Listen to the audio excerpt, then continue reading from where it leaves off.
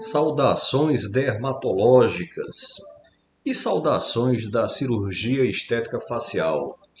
Meu nome é Tiago Gondim, eu sou médico dermatologista, sou membro titular da Sociedade Brasileira de Dermatologia, da Sociedade Brasileira de Cirurgia Dermatológica, mestre em patologia e chefe do serviço de cirurgia dermatológica do CBMS Medical Center, junto com a faculdade CBMS. E nós hoje estamos aqui para dar início ao nosso curso de toxina botulínica CBMS. Na realidade, um curso que vai fazer uma revisão sobre os aspectos da toxina botulínica e que vai nos trazer uma visão bem ampla sobre o assunto, sendo para os que já realizam o procedimento, para os que já têm expertise na área, um excelente momento para fazer um turnover dessas informações, dessas verdades sobre a toxina botulínica. E para os que ainda estão buscando a excelência no procedimento, uma excelente, uma ótima oportunidade para que isso seja atingido. Então vamos às explicações sobre o processo da toxina, do providenciar a luta contra as rítides.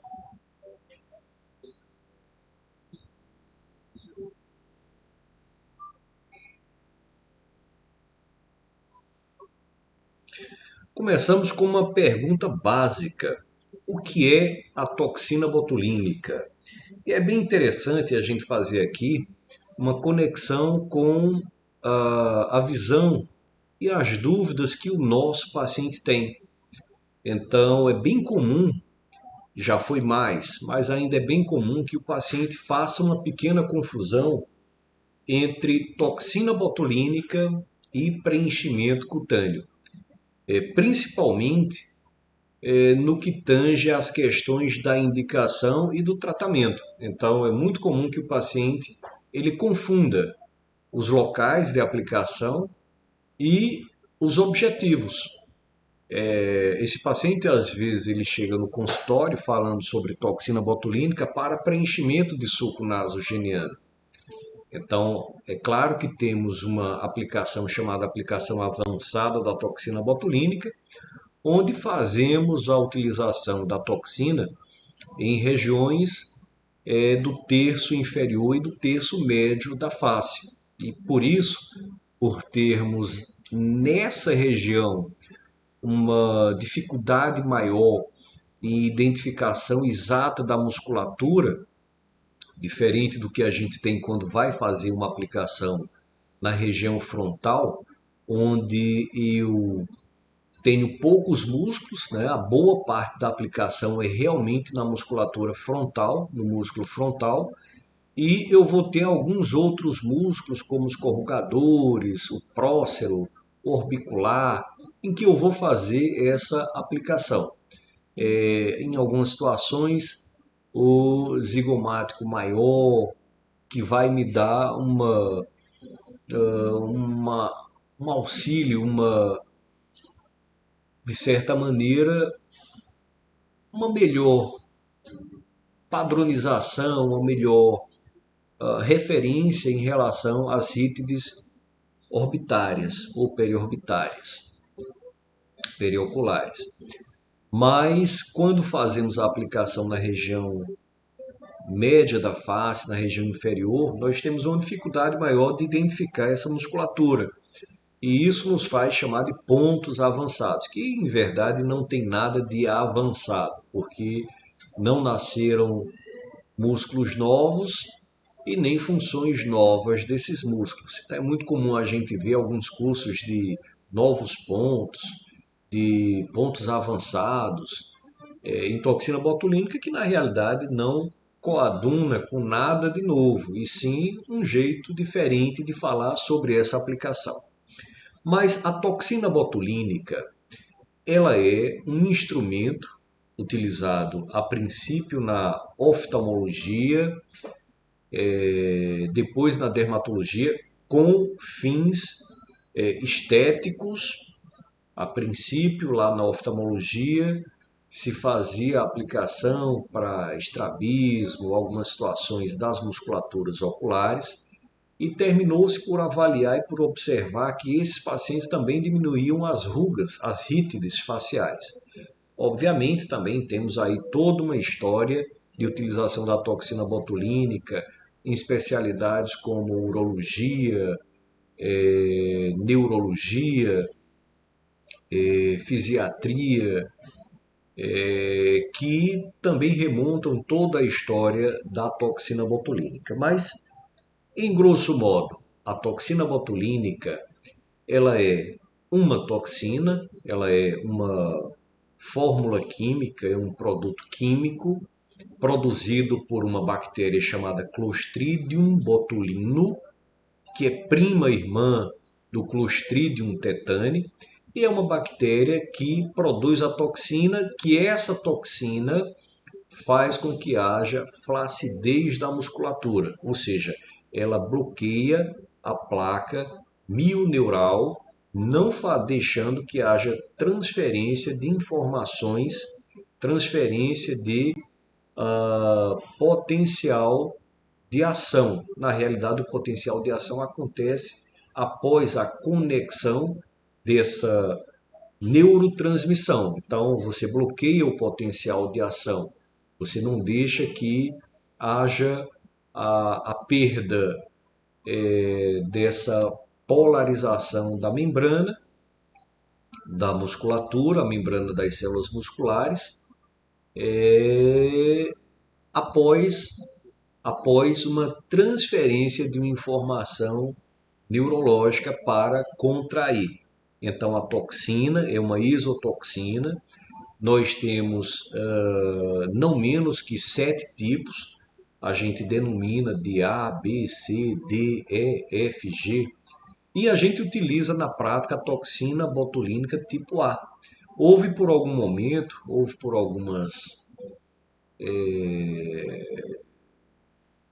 passagens da história da aplicação, a situação de que a toxina botulínica tipo B ela poderia ser usada em casos de pacientes que desenvolvem resistência à toxina botulínica tipo A. Mas essa toxina botulínica tipo B nunca chegou aqui no Brasil. Chegou sim uma formulação diferente, uma formulação aproteica. Quando eu falo aproteica, na realidade eu quero falar que não existe uma proteína, né? Já que a toxina ela é uma proteína, mas não existe uma proteína associada, né, para carrear essa toxina, que no caso é a albumina. Então as toxinas botulínicas elas vêm associadas à albumina, para que elas possam transitar pelo corpo. Então houve aí o desenvolvimento de uma toxina que não tinha essa albumina, que o objetivo era que ela fizesse ação quando a toxina botulínica tipo A sofresse qualquer tipo de resistência por conta de uma ação imunológica, um reconhecimento contra a albumina que prende essa toxina, e na realidade ela prende com o objetivo de transitar com essa toxina. Contudo, a albumina também faz com que o sistema imunológico fique atento, e a vigilância imunológica, por vezes, pode detonar uma cascata de defesa, uma cascata inflamatória que vai destruir a toxina. Então, essa exotoxina, ela é, na realidade, um produto bacteriano, produto de um bacilo, o Clostridium botulinum, e essa bactéria ela produz essa toxina que causa o que a gente chama de botulismo. Então, o botulismo é uma doença que ela vem historicamente, o seu termo, o seu nome, botulino, vem de botulos, que significa embutido, salsicha, salsichas embutidas, visto que os primeiros casos acontecem por conta desses embutidos. Então as pessoas comiam alimentos embutidos e esses alimentos estavam contaminados pelo Clostridium botulinum e havia naquele momento a infecção e a produção posterior da toxina, que era o que provocava o botulismo, com morte do paciente por asfixia, porque a musculatura respiratória simplesmente parava. Então está aqui a bactéria, um bastonete, em verdade, um bastonete, gram positivo, anaeróbico, como é também o Clostridium tetani, então que se divide por esporulação.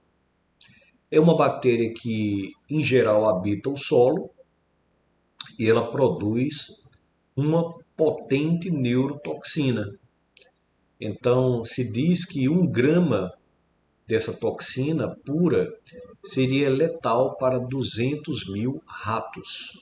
1 grama seria letal para 200 mil ratos. E é responsável pelo botulismo infantil, pelo botulismo por feridas, pelo botulismo alimentar e pela colonização intestinal em adultos.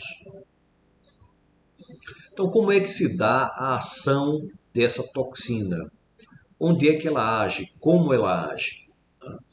Então, o botulismo, o botulus, ele, como foi apontado anteriormente, é uma patologia provocada pela toxina e que tem como consequência a flacidez da musculatura, o que levava ao óbito por flacidez da musculatura respiratória.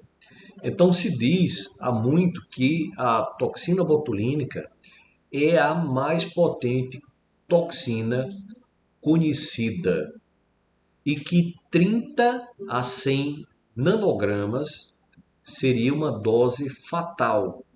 30 a 100 nanogramas seria uma dose fatal. E, obviamente, essa toxina ela já foi alvo de pesquisas, principalmente nos Estados Unidos da América, no Fort Detrick, para contra-terrorismo. Então, os americanos eles acreditavam que essa toxina pudesse ser dispersa no ar ou ela pudesse ser colocada em fontes de água e isso pudesse trazer grandes infecções ou grandes toxicidades, né, como é a toxina e não a bactéria, e que isso trouxesse a morte de exércitos, né, trouxesse a mortes incalculáveis, trouxesse a destruição de cidades. Mas chegaram à conclusão que a toxina botulínica ela só é eficiente quando aplicada, né, quando injetada, ou então quando utilizada a partir da alimentação, a partir da infecção de um determinado alimento. E para a aplicação da toxina seria a injeção da toxina, o que tornou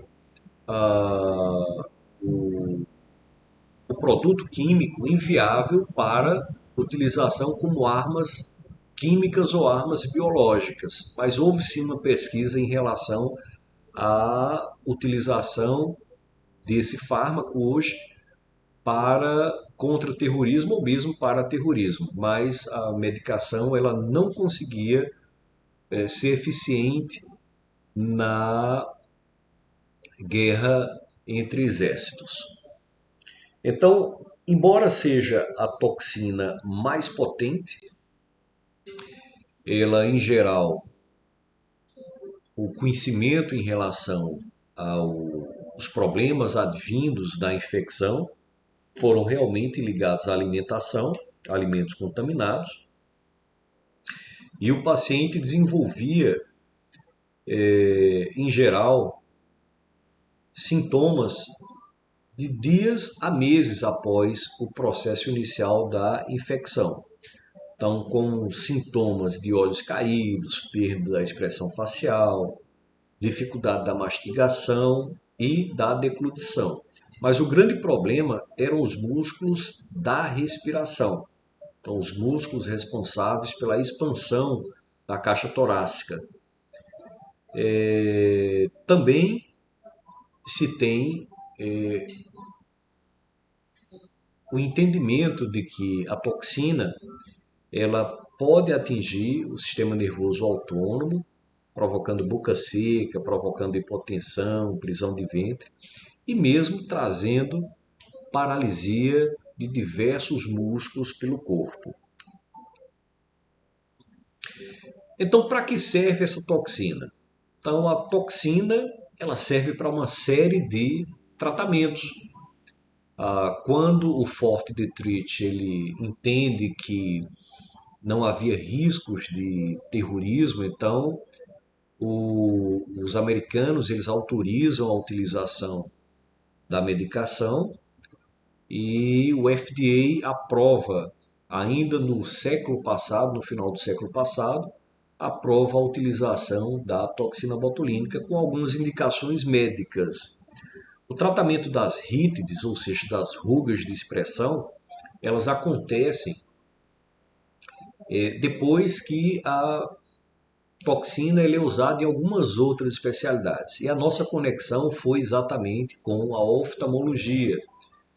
Então, com o casal Carruthers, um deles era oftalmologista, ele é especialista em oftalmologia e realizava os procedimentos, e esses procedimentos eles causavam a redução das rugas, visualizado pela especialista em dermatologia, que chegou à conclusão que poderia ser usado para o tratamento de rugas de expressão. E aqui uma coisa que eu sempre gosto de lembrar, a toxina botulínica ela melhora as rugas estáticas também, mas o grande boom da sua utilização, o grande mote da sua utilização é realmente a ruga de expressão. Mas também indicações na neurologia, como espasticidade, hiperidrose, que também usamos na dermatologia, na oftalmologia com o estrabismo, as disfunções neuromusculares, a síndrome da dor miofascial, na oftalmologia ainda blefaroespasmo, paralisia cerebral, espasmos hemifaciais, distonia cervical, contração persistente da musculatura da mastigação e também utilizado em urologia quando de alterações da musculatura esfinctérica, isso também acontece na proctologia, então podem ser utilizados aí, pode-se abrir mão da utilização da toxina botulínica. Então veja aqui esse quadro que traz algumas outras indicações. Vejamos aqui na neurologia, distonias cranianas, cervicais, de tronco e de membros, espasmo hemifacial, cicinesias faciais, tremores, síndrome de Gilles, de la Tourette, mioclonia, sintomatologia associada ao tétano, dor e rigidez. Na fisiatria e na reabilitação, condições espásticas, paralisia cerebral, sequelas de AVCs, traumatismos cranianos, doenças neurológicas que cursam com espasticidade e mialgias e fibromialgias. Na oftalmologia, estrabismo, blefaroespasmo, apraxias oculares, esotropia, entropia, ptose protetora. Na gastroenterologia, aclásia de esôfago, fissura anal, anismo, disfunção de esfíncter de Oddi, bloqueio do plexo celíaco, pseudoacalásia. Na urologia, de sinergia do esfíncter distrusor. Na otorrinolaringologia, disfonia das vias de várias etiologias, distonias mandibulares, distonia da língua, distonia laríngea, bruxismo. Na dermatologia, na cirurgia plástica e medicina estética, esse nome aqui na realidade nem se usa mais, síndrome de lágrimas de crocodilo, cialorreia, mioclonia palatal, atividade paroxística da mandíbula, hipertrofia de masseter,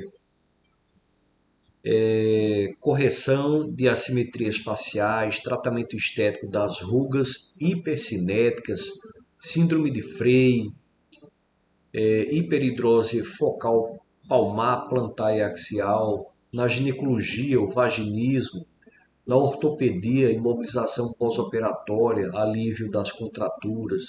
Então a gente consegue notar que é vasto, é amplo o campo de atuação da utilização da toxina botulínica.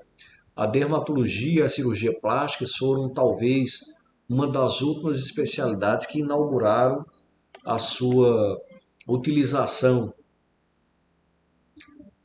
nos tratamentos habituais.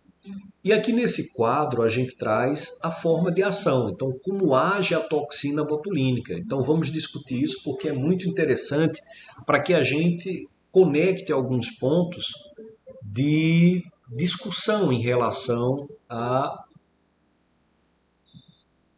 até o que a gente pode indicar em relação ao nosso paciente. Como por exemplo, e eu acho que isso aqui é extremamente importante, as reaplicações. Então, quando se faz reaplicação, o porquê da reaplicação, né? Então, vamos lá. O primeiro quadrinho, você tem ali terminações nervosas e uma musculatura. E um desenhozinho de uma aplicação da toxina botulínica, aquela gotinha verde. Então, ele diz o seguinte, a principal via de aplicação da toxina botulínica é a injeção do produto diretamente no músculo, que precisa de tratamento. Então vejam que quando o Fort Detrick do exército americano pesquisou o contra-terrorismo, ele notou isso aqui. Não dava para usar em guerras assimétricas, né, em guerras com utilização de armas químicas ou biológicas, porque havia necessidade de um soldado injetar no outro. Então, saía mais barato a guerra tradicional, com a utilização de projéteis, do que se fazer aplicação da toxina botulínica intramuscular. Realmente a preocupação era se a toxina pudesse ser dispersa no ar, pudesse ser dispersa na água, fazendo a contaminação de grandes grupos.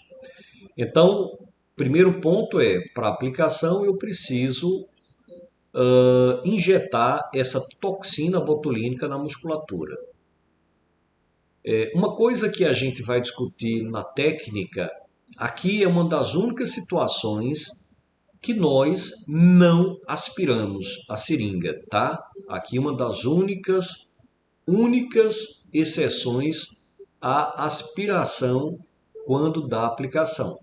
Então, se por acaso eu pegar um vaso e aplicar a toxina botulínica dentro do vaso, não haverá problema, porque ela será inutilizada pelas pseudocolinesterases.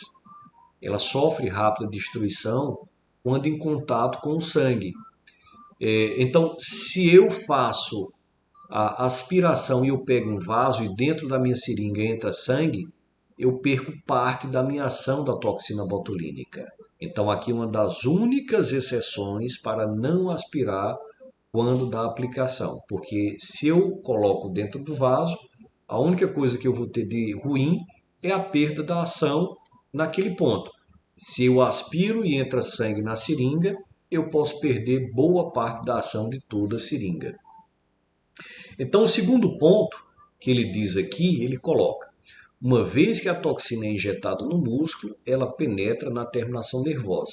Então, essa toxina aplicada no músculo não precisa ser na proximidade do tronco nervoso, porque a ação dela não é no tronco nervoso, é na terminação axonal.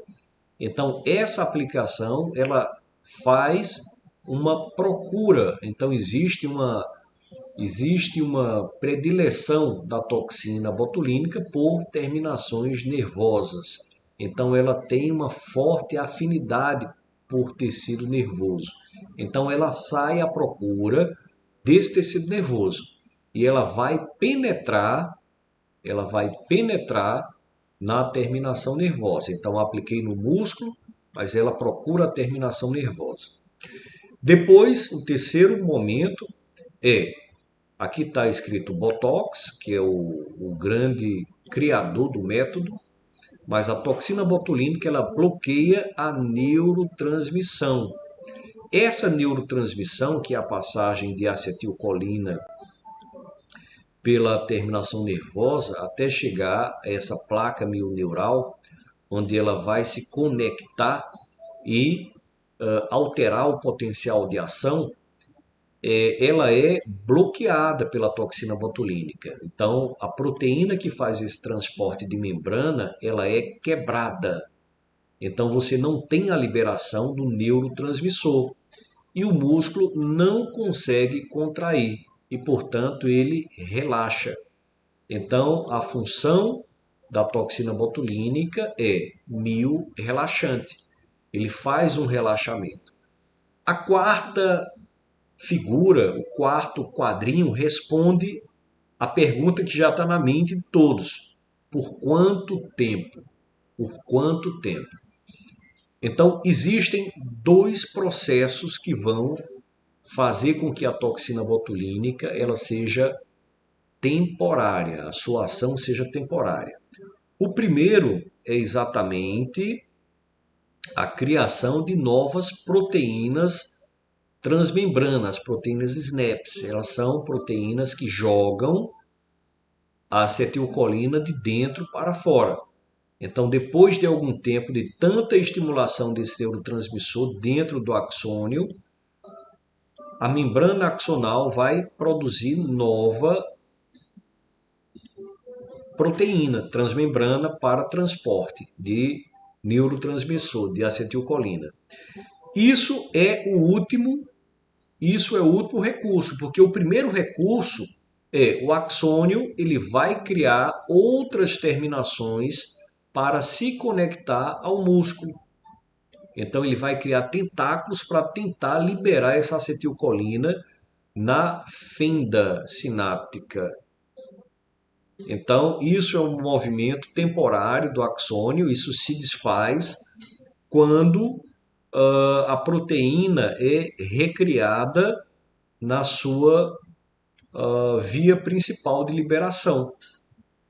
Então ele diz aqui, ao longo do tempo, o bloqueio criado pela toxina é revertido por meio de brotamentos nervosos colaterais e a atividade muscular volta de forma gradual.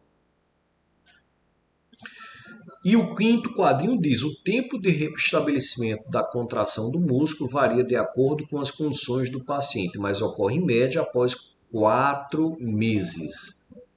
Tá? Então vejam que nós temos aqui uma orientação já sobre o tempo de atuação, o tempo de ação da toxina botulínica, que são 4 meses.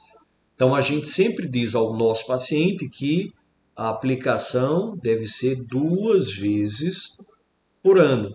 Uma aplicação no mês 1, uma aplicação no mês 6. Então, com algumas considerações a serem feitas em relação às exceções. Então, em alguns pacientes, podemos sim fazer em um tempo um pouco mais curto, como por exemplo 5 meses, 4 meses e meio. Quanto mais se diminui o tempo, mais teremos a possibilidade de que o efeito vacina seja ativado e o sistema imunológico crie alternativas de anticorpos que podem destruir essa toxina. Por isso não fazemos uma reaplicação após 30 dias. Essas reaplicações, elas podem acontecer até 30 dias, que se evita o efeito vacina de reexposição ao sistema imunológico. Essa aplicação antes de 30 dias se dá quando se observa ali no momento platô que o resultado não vai ser bom e você pode fazer um reforço. Esse reforço vai até o 30º dia. Depois nós só vamos poder reaplicar após 4 meses e meio, 5 meses.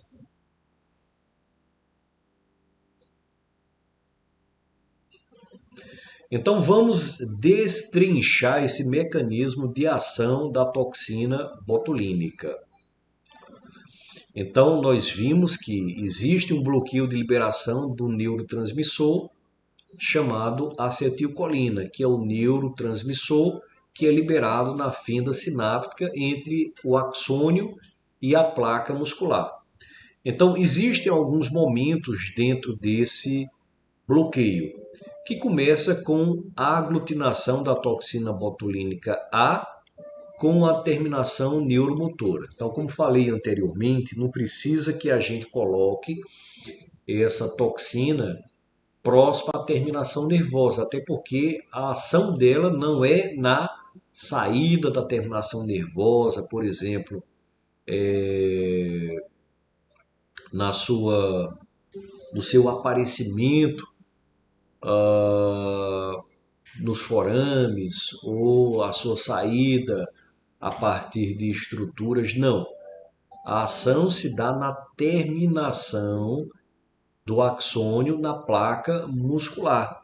Então nós temos que essa toxina botulínica A, ela bloqueia com início por aglutinação. Então o que é essa aglutinação? Nós temos uma cadeia pesada, que essa cadeia pesada ela é seletiva para essas terminações nervosas colinérgicas. Então, nós temos uma cadeia pesada e uma cadeia leve da toxina botulínica. Essa cadeia pesada ela se liga à terminação nervosa e a cadeia leve penetra na terminação nervosa. Então, primeiro tem a aglutinação, depois nós temos o processo de internalização, onde é criada uma vesícula, essa vesícula é invaginada na membrana e ela tem então a liberação da cadeia leve para dentro da terminação nervosa. E é exatamente essa cadeia leve que secciona a proteína SNAP25, que é uma proteína transmembrana, uma proteína que faz o carreamento da acetilcolina de dentro para fora do terminal nervoso. Então, uma coisa que é importante informar é que esse processo não ocorre com degeneração nervosa, não. Embora haja uma perda do tônus muscular com a flacidez e uma perda do volume muscular. Então a musculatura ela sofre perda de função. Ela ao longo do tempo vai ficando cada vez mais frágil. Por isso, mais outro importante ponto da aplicação de toxina botulínica. Quanto mais eu aplico, menos eu preciso de toxina. Então, digamos que um paciente faça 70 unidades de toxina. É comum que na próxima aplicação ele não precise de 70, ele precise de 60, de 50 unidades. Outro ponto importante é que há um florescimento de novas terminações. Esse florescimento, que são aquelas terminações, aqueles brotamentos, são reversíveis. Então, ao passo que a SNAP25 é refeita na membrana axonal, nós perdemos esses brotamentos. Então, os brotamentos passam a não acontecer, eles são reversíveis. Então, aqui nós temos o processo de aglutinação, onde a cadeia pesada se conecta, porque ela tem grande afinidade pelo terminal nervoso, pelo tecido nervoso. Então, ela se conecta a esse tecido. Depois vem o processo de internalização, onde ela penetra dentro da terminação nervosa. E depois essa cadeia leve, ela faz o bloqueio. Ela bloqueia a SNAP 25, ela quebra a SNAP que é a proteína, né?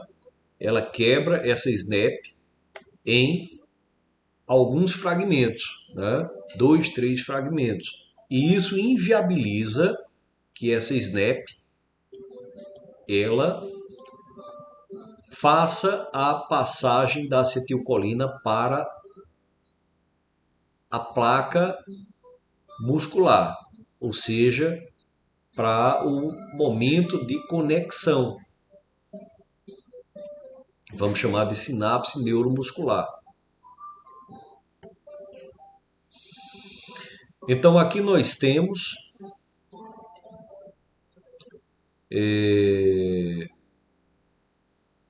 o esquema da estrutura e da atividade ao nível da membrana das toxinas botulínicas. Então nós temos aqui uma representação da toxina com seus 150 kilodaltons. Ela sofre um momento de proteólise, ou seja, uma quebra que é dependente de zinco, e depois a redução em duas cadeias, a cadeia leve de 50 kilodaltons e a cadeia pesada de 100 kilodaltons. E aí essa redução libera a cadeia leve para a terminação, e essa liberação bloqueia a proteína SNAP 25, uma das proteínas que provoca a liberação da acetilcolina na fenda sináptica. Então a fenda sináptica fica sem o seu neurotransmissor e não temos a alteração do potencial de ação, transmitindo a informação para a contração muscular.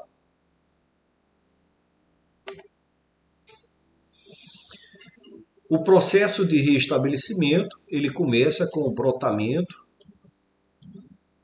de novas terminações axonais que vão liberar acetilcolina para a fenda sináptica, voltando a causar contração da musculatura. Vejamos um breve histórico sobre a utilização dessa toxina botulínica. Então, no século XVIII, na Alemanha, existem registros de 30 casos, em 1793, de botulismo. Então, esse botulismo por conta da alimentação com salsichas contaminadas.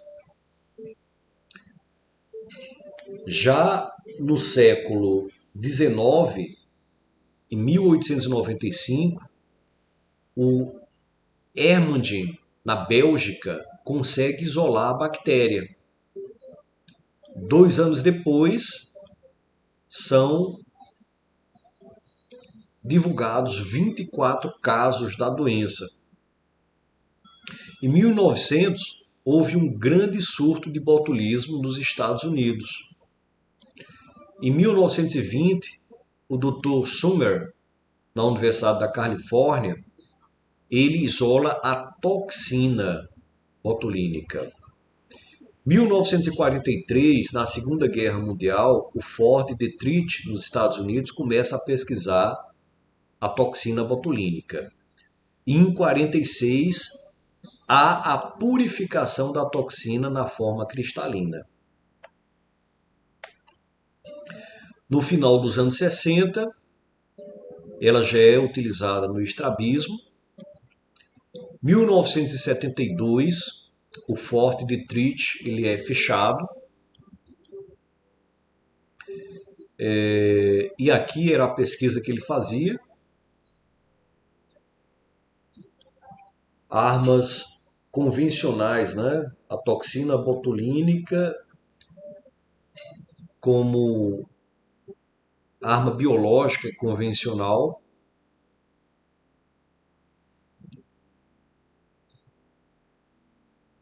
Em 1979, A toxina é submetida ao FDA e em 89, 10 anos depois, é aprovado com uso seguro para tratamento dos distúrbios do movimento. Em 1990, no National Institutes of Health, entra na lista de medicamentos seguros e eficientes. Então vejam que nós temos aí pouco mais de 30 anos da utilização da toxina botulínica para tratamento da mobilização, da movimentação muscular. Algumas considerações importantes sobre a toxina. Vejam que nós tivemos ali a informação inicial que a dose letal era de 30 a 100 nanogramas. 30 a 100 nanogramas. Mas nós não usamos nanogramas na nossa prática. Nós utilizamos uma dosagem que foi convencionada,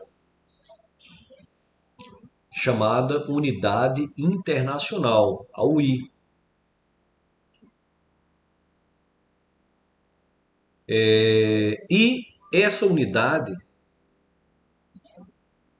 ela é bastante segura.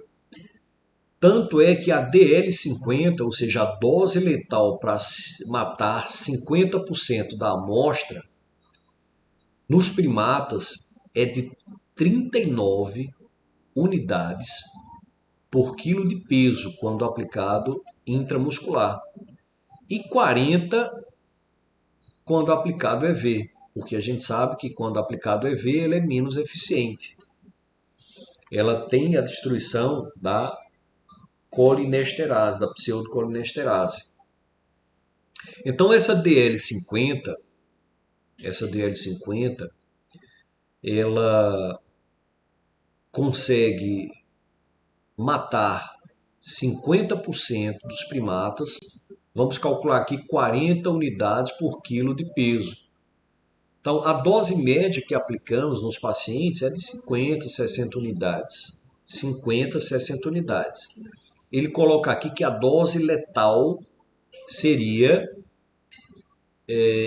isso vezes o peso. Ou seja, é como se nós utilizássemos uma dose dessa para cada quilo. Uma dose média do que a gente utiliza para cada quilo para que 50% da amostra morresse. Então, digamos, num paciente de 100 quilos, nós teríamos que usar 4.000 unidades. 4.000 unidades significa 40 frasquinhos de 100 unidades, 20 frasquinhos de 200 unidades para um paciente de 100 quilos. Para um paciente de 50 quilos, metade disso. Então, 20 frasquinhos de 100 unidades ou 10 frasquinhos de 200 unidades para um paciente de 50 quilos. Então vejam que é extremamente seguro. Ninguém faz 200 unidades. Não na dermatologia. Claro que em outras especialidades, como no caso da neurologia, onde muitas vezes há necessidade de aplicação de uma quantidade maior de toxina botulínica, você vai utilizar bem mais do que na dermatologia, do que na cirurgia plástica. Mas mesmo assim, muito distante do que seria a dose letal para 50% da amostra. Se diz que nos seres humanos, a dose letal para 50% da amostra seria 3.000 unidades. Ou seja, 3.000 unidades referencia 30 frasquinhos, ampolas de 100 unidades.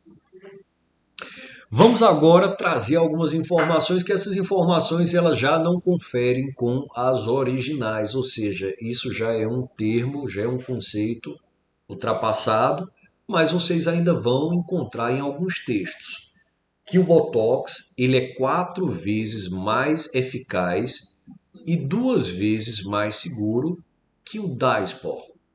O Botox é 4 vezes mais eficaz e 2 vezes mais seguro que o Dysport. Então a gente vai entender um pouquinho sobre as toxinas. quais são as toxinas que a gente tem aqui no mercado nacional. Então, o grande iniciador, o Botox, hoje sofre uma concorrência de diversas outras toxinas de semelhante ou até melhor eficácia que a própria toxina botulínica do Botox. Por muito tempo, era inclusive motivo de orgulho dizer que só usava a original, só usava o Botox. Quando nós começamos a utilização lá atrás, só tinha o Botox. Então, depois que surgiram algumas outras toxinas, elas eram meio que marginalizadas. O Botox era o grande arsenal das aplicações para rugas, para rítides. Mas esse Botox, ele ao longo do tempo foi perdendo eficácia e foram surgindo produtos muito bons. A outra situação é que houve também uma mudança do público que inicialmente eram senhoras. Então, a maior parte dos nossos pacientes, lá em 2005, 2004, 2003, eram de pacientes maduros. Então, pacientes que não faziam atividade física, pacientes que ainda não estavam com tantas rugas estáticas, mas nós tínhamos um perfil. Hoje nós temos uma grande amplitude de perfis para aplicação de toxina. Pessoas muito jovens fazem toxina, pessoas que estão em atividade física, em academias, musculação. Isso fez com que os resultados da toxina elas também tivessem uma redução no seu tempo. Então, o que foi que aconteceu? As pessoas passaram a perder um pouco do tempo de atuação da toxina por conta da atividade física, muitas vezes de alta intensidade, o que trazia um grande esforço muscular e uma grande estimulação para a perda do resultado. Uma grande estimulação para a perda do resultado da toxina botulínica. Então, alguns outros, né, o Prosigni, o Xelmin, ele é uma toxina que não tem albumina. O Dysport ele tem uma diferença. Vejam que, em geral, as toxinas elas são de 50 unidades, 100 unidades e há pouco surgiram as 200 unidades, o frasco. Já o Dysport não. O Dysport ele tem frasco de 500 unidades e de 200 unidades. Então, porque existe uma diferença em relação à ação. Então, a gente viu aqui atrás que o Botox ele é 4 vezes mais eficaz que o Dysport. Então, isso quer dizer que a unidade de toxina botulínica do Botox e dos seus similares, Prosigni, Xelmin, Botulin, Nabota, Botulift, eles são todos equivalentes em termos de unidades internacionais. Já, já o Dysport, a sua unidade é menos eficiente que essas outras toxinas. Por isso, ele vem uma quantidade maior. E por muito, as pessoas disseram que a aplicação do Dysport era melhor que a dos outros. Por quê? Porque ele vinha uma quantidade a mais para que houvesse a compensação. Então, eu sempre dizia o seguinte, quem usa Botox não usa Dysport. Quem usa os semelhantes do Botox não usa Dysport. Porque é quase improvável que você aprenda a fazer a tradução do quanto você vai utilizar de unidades para uma musculatura e traduzir isso de uma toxina para outra. O que é que eu quero dizer? Digamos que eu precise de 4 unidades de toxina botulínica Botox para paralisação de um determinado músculo.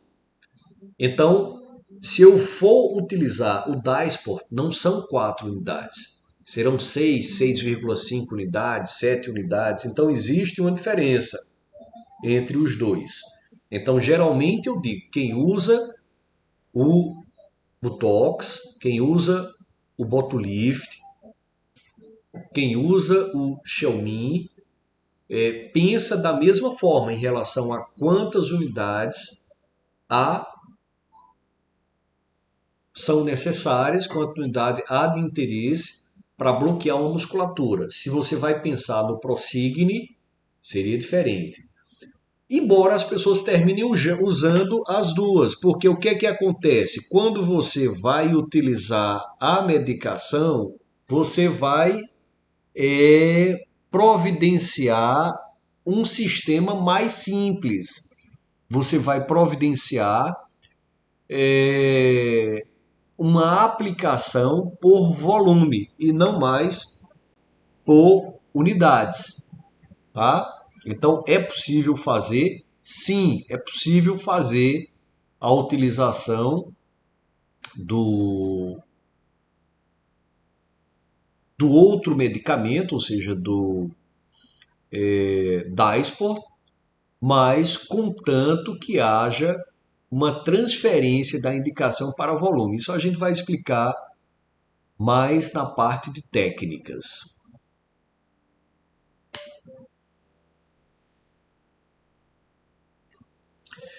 Então, aqui uma informação sobre a diluição. Então, existem várias formas de diluir. A forma que eu acho mais prática é diluir 100 unidades para 1 ml. 200 unidades para 1 ml. E assim por diante. Então, as toxinas, Botox, Botolift, Procigne. O Procigne é uma toxina chinesa. Na sua pesquisa, ela já diz que ela é mais fraca que o Botox. O Botolift é uma toxina coreana. O Xiaomi é uma toxina alemã. Então, o Allergan, o Botox é americana. Então, a melhor diluição, aqui eu acredito que seja a melhor diluição, é exatamente a de 100 unidades para 1 ml. Por quê? Porque na seringa de aplicação, nós vamos ter cada unidade sendo referência a um tracinho. Então vejam, a gente utiliza as seringas Ultrafine, aqui eu não tenho conflito de interesses, mas porque ela é muito boa e ela tem, cada tracinho dela equivale a 0,01 ml. Então quando eu diluo para 1 ml de soro fisiológico, não água destilada, de soro fisiológico, quando eu diluo para 1 ml, e por que não água destilada? Porque dói. Então, soro fisiológico. Então, quando eu diluo para 1 ml, eu vou ter que cada 0,01 ml equivale a uma unidade. Ou seja, cada tracinho desse aqui, ó, cada tracinho desse aqui equivale a 0,01 ml, que equivale a uma unidade. Equivale a uma unidade. Então, e por isso que usamos essas seringas. Essas seringas, elas são de 50 unidades, que é em geral o que a gente usa para um paciente, ou seja, ela é de 0,5 ml. Então, cada frasco ampola da toxina, antes só tínhamos os de 100. Então, cada ampola só podia ser aberta se nós tivéssemos 2 pacientes para fazer a aplicação, tá? Que seria o mais correto, abrir e utilizar na hora, porque quando a gente guarda a toxina, a gente corre o risco de perder eficiência e a gente também corre o risco de contaminação. Então, o ideal é que essa toxina seja usada no mesmo dia. Então, pensando nisso, as empresas criaram as toxinas de 50, que seriam referência para apenas um paciente. Acontece que essas toxinas de 50, elas até se tornaram aquém da necessidade, porque as pessoas hoje precisam de um pouco mais de 50. É comum que a gente utilize um pouco mais, tá? Em geral, os meus pacientes usam de 55 a 60 unidades, as mulheres, e os homens de 60 a 80 unidades. É claro que cada caso é um caso, tem pacientes que utilizam mais de 100 unidades somente na região do terço superior da face. E se a gente vai utilizar pontos ditos avançados, com o terço médio, com o terço inferior, a gente vai ampliar muito a quantidade de utilização dessa toxina. Então, nós temos essa toxina, né, que é diluída para 1 ml e a cada um tracinho, que equivale a 0,01 ml, nós temos uma unidade. Tá? Há quem prefira, por exemplo, o nosso saudoso mestre, professor Jorge Bolsinhas, ele gostava de diluir para 4 ml. 4 ml. Então, a cada 0,04 se tinha uma unidade. Ou seja, ele gostava dessa quantidade a mais porque ele dizia que ele tinha mais controle da quantidade aplicada, porque pequenas infrações de volume não significavam grandes infrações da quantidade de unidades que se colocava por ponto. Essa técnica utilizava mais seringas e aumentava o volume de aplicação em cada região. E, particularmente, eu acredito que aumentava também o risco de distribuição do produto, já que você tinha mais líquido. Mas o professor gostava muito de fazer e tinha excelentes resultados e uma grande experiência. Então, aqui nós temos a seringa, como já falei, de 50 unidades, as agulhas de 12,7 milímetros e 0,33 milímetros, ou seja, 12,7 milímetros o tamanho e a largura de 0,33 milímetros, que deve equivaler a 31,5 gauges. Ela vem com a fixação, então ela vem com a fixação da sua ponta, ou seja, do seu canhão, então para que não haja desperdício e nem haja soltura, perdendo-se a toxina botulínica. Cada gota de toxina botulínica tem um custo de 10 a 20 reais.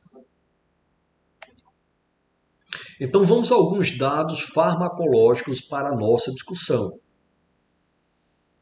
Então nós vimos que há uma ligação com o terminal nervoso periférico, colinérgico.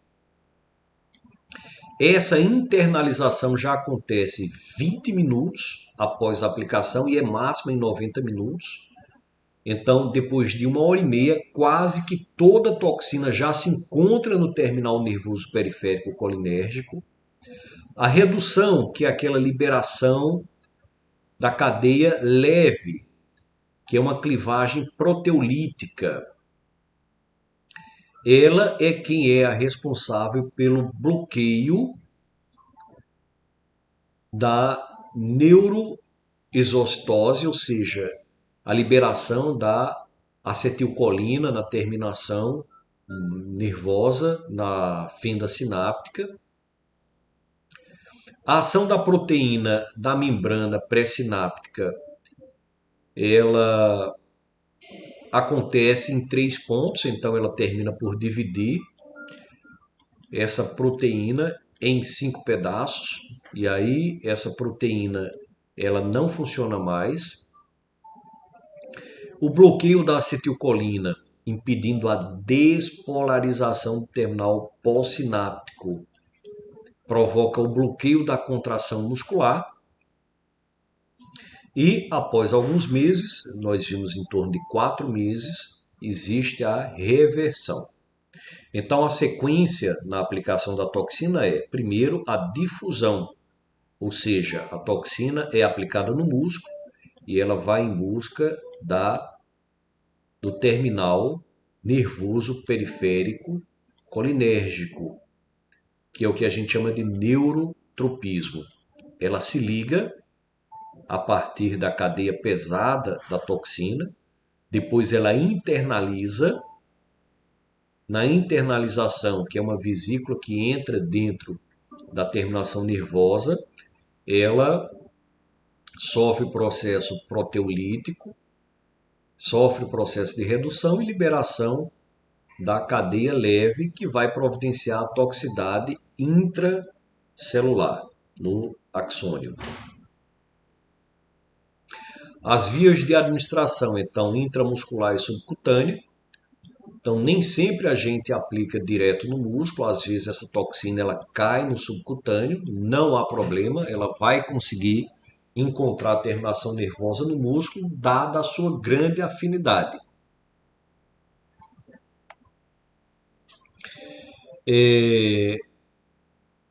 Existe uma pequena distribuição sistêmica e, como falei, existe uma rápida metabolização e eliminação renal da toxina botulínica. Ela tem uma alta afinidade pelos terminais colinérgicos da membrana pré-sináptica e a difusão lenta no músculo, ela ajuda que essa toxina consiga encontrar a terminação nervosa. E a gente viu que após 90 minutos, quase que a totalidade da toxina já chegou à terminação nervosa, já está internalizada. Sobre a questão de vacina, efeito vacina, a antigenicidade e a imunogenicidade. Então, os anticorpos antitoxina botulínica sempre foram uma temeridade, sempre tivemos bastante cuidado para que isso não aconteça. Então, quando é que isso acontece? Basicamente, nós temos 3 situações. A primeira já não é mais uma realidade, é quando utilizamos uma toxina botulínica não purificada. Então, hoje as toxinas botulínicas elas são purificadas. A segunda é quando usamos altas doses sequenciais por longos períodos. E a terceira é quando reaplicamos em tempo incorreto, após 30 dias e antes de 4 meses. Quando reaplicamos essa toxina, é exatamente o momento em que existe uma boa quantidade de IgG. Então, isso pode provocar uma reação de bloqueio ou inabilitação dessa toxina e mesmo o permeio de mais imunogenicidade.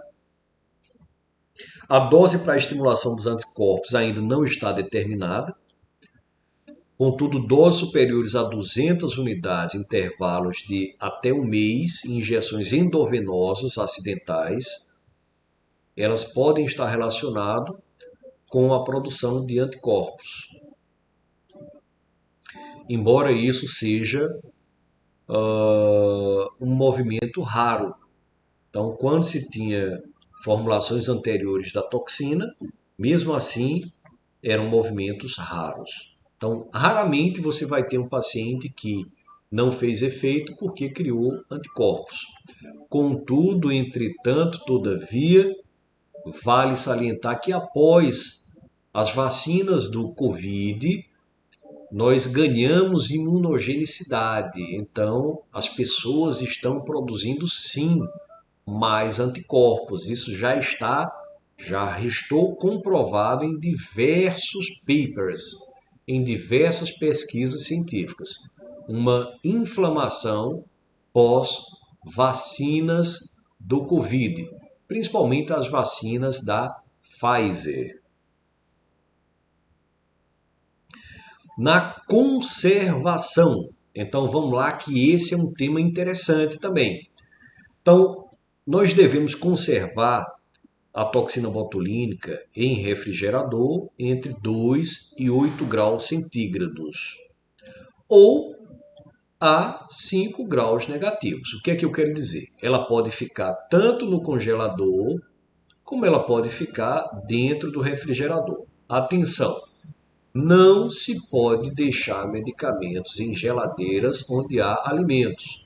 Então, são refrigeradores próprios para a guarda da toxina, onde há termômetro.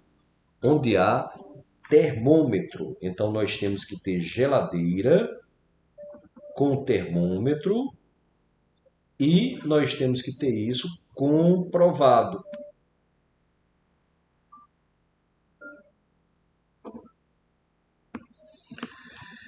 Após a diluição, nós não podemos deixar mais no congelador, só entre 2 e 8 graus centígrados. Nós temos que, após a diluição, nós só podemos guardar essa toxina até 4 horas, embora existam consensos que apontam que a duração da toxina botulínica, em termos de potência, ela se mantém durante aproximadamente 30 dias, com perda de apenas 30 a 40% do seu potencial, a sua potência.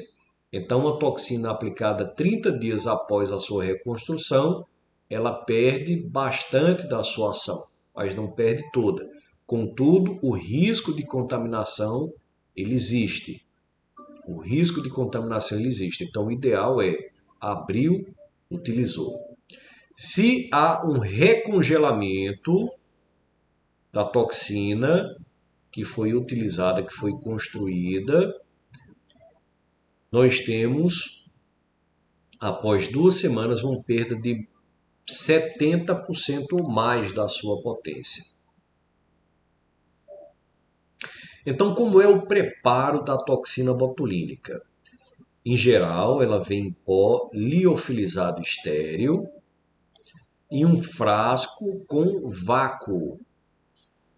Se faz a diluição com soro fisiológico a 0,9%, como falamos anteriormente, 1 ml para cada 100 unidades, e evita-se borbulhar, evita-se agitar. Por quê? Porque as cadeias podem quebrar.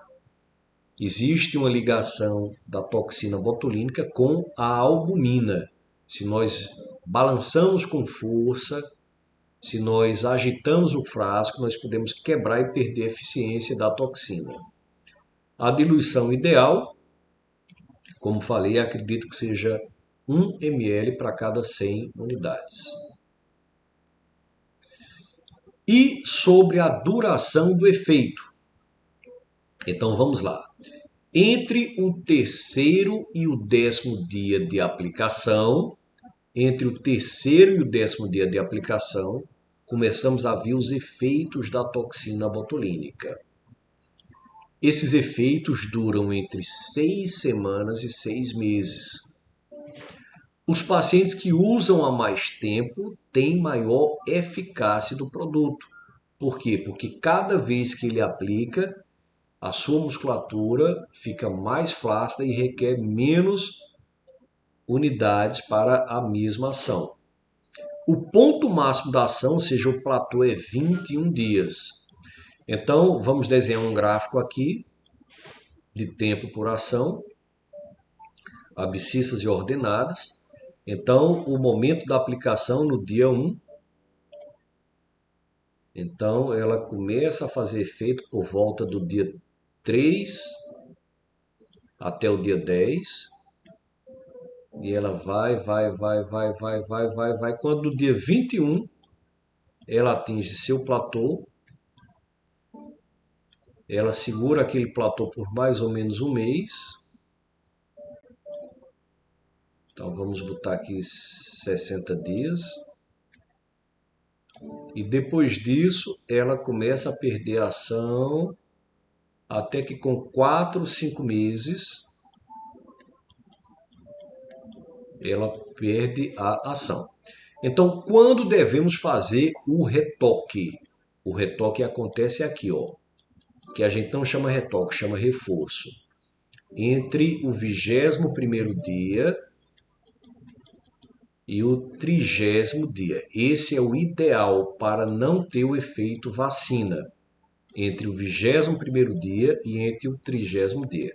O paciente fez a toxina com 15 dias, ele diz que está sem efeito ou que existe assimetria. Você não vai fazer reforço aqui, porque pode ser que aquela região só vá fazer efeito com 21. Então nós só fazemos o reforço após o 21º dia de aplicação. Bom, 100 dias após a amplitude dos potenciais de ação, continuam reduzidos em 80%. Então, mais ou menos aqui, nós temos 80% ainda de ação. A duração depende da dose total utilizada, depende do quanto a gente precisava, ou seja, da gravidade, da força muscular. Então, músculos mais fortes, a toxina age por menos tempo. Por exemplo, na aplicação em um masseter, nós temos mais dificuldade para ação, para atuação. E outras terapias associadas, por exemplo, algumas substâncias elas podem ajudar, como o próprio zinco, podem ajudar na ação da toxina. Outras já são fatores de redução do seu potencial. Então a gente vai ver isso mais para frente. E a capacidade de regeneração neurológica do paciente. Tudo isso influencia na duração do efeito. Vejamos aqui algumas contraindicações que são ditas absolutas. Esse paciente não deve usar toxina botulínica. Paciente que tem alergia conhecida ao medicamento, aos seus componentes. Infecção do sítio de bloqueio. Aqui é uma contraindicação absoluta momentânea. Gravidez e aleitamento, categoria C, então também é momentâneo. Expectativa real do paciente é uma contraindicação formal, mas não tem nada com a questão de saúde física e sim saúde mental. A mesma coisa com instabilidade emocional do paciente. E algumas contraindicações relativas. Doença neuromuscular associada a síndrome pós-pólio, miastenia grave, esclerose lateral amiotrófica. Pessoas que necessitam da expressão facial, então repórteres, atores, não podem ficar sem a expressão. Coagulopatias associadas ou descompensadas. Doença autoimune em atividade, mas tão logo a atividade seja bloqueada, pode-se usar. Falta de colaboração do paciente para o procedimento global. Uso de potencializadores, como os aminoglicosídeos, em até 4 semanas antes do procedimento. Uso de aspirina ou anti-inflamatórios não esteroides, em até 4 semanas antes do procedimento. Então, são relativos. Aí, uma pessoa que trabalha em teatro, um ator, não pode utilizar? Pode, mas é interessante que utilize doses baixas para evitar a perda de toda ou de boa parte da força muscular. Obviamente, nós não fazemos uma toxina botulínica para deixar o paciente engessado, com faces de paisagem, como se diz. Mas mas é interessante que isso seja discutido bem com o paciente. Alguns riscos da aplicação, algumas complicações. Então, a dor é bastante aceitável. Hoje a gente utiliza vibradores faciais que reduzem muito. Não há necessidade de anestesia. Pequenos hematomas podem acontecer. Sensação de perda de força, de sonolência na face. Edema discreto nos primeiros dias. Sintomas gripais e gastrointestinais podem acontecer. Infecção local, aqui quando de má técnica ou maus cuidados por parte do paciente. A alergia é um risco raro, anaflaxia, atrofia focal também é raro, diplopia e dificuldade da acomodação visual, principalmente quando se utiliza muita toxina no entorno dos olhos. Formação de anticorpos também é uma situação difícil de acontecer. E modificação da sudorese é capaz de acontecer. Algumas complicações descritas, a ptose da pálpebra e de sobrancelha, isso quando se utiliza grandes quantidades, muito próximo aos músculos levantadores da pálpebra superior. Disfagia quando se utiliza na região cervical. Alteração da expressão ou face paralisada em máscara, quando se utiliza muita e antigamente as pessoas queriam esse aspecto de faces paralisada, né? Assimetria, quando se faz inadvertidamente a utilização de doses que causam resultados diferentes ou então a aplicação em locais diferentes da face, lado a lado. Alteração funcional, fraqueza da musculatura intensa ou generalizada, que na realidade não é constante. Mas o que nós queremos é uma excelente aplicação, e eu sempre digo o seguinte: vai aplicar toxina botulínica, tem que ter paz, tem que ter paciência, tem que ter tranquilidade, porque vamos trabalhar naquele exato momento com cálculo, com contas. Então não podemos ser atrapalhados, não podemos resolver outras situações, temos que ter ali uma atenção, um foco para que, primeiro, haja um bom preparo, haja uma excelente diluição, haja uma boa avaliação para se colocar a quantidade de toxina, né? Se colocar a quantidade de toxina para cada músculo, a quantidade de unidades de toxina para cada músculo e, posteriormente, a entrega dessa quantidade a partir da aplicação, que deve ser sempre uma conta de mais. 5 mais 4 mais 6 mais 8, eu vou fazendo a contagem e ao final tem que casar com o que eu coloquei na seringa ou nas seringas. Então já os convido para a nossa segunda aula, que vamos à segunda aula, onde vamos discutir a anatomia, onde aplicar a toxina botulínica.